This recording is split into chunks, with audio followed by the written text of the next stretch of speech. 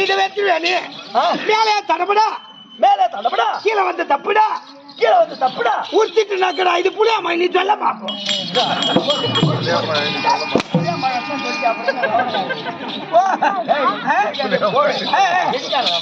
ஐயோ வெடிக்க கூடாது கருப்பு சட்டக்காரன் காவலுக்கு கட்டிக்காரன் இது பூட்டு நீ சொல்ல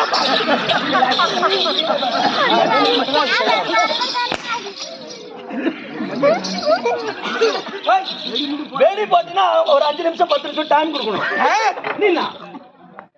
நீயே போட்டு நீயே வெடிச்சிட்டு நான் எதுக்கு நான் வெடிக்க கூடாது நீ வெடிக்க தேவையில்லை.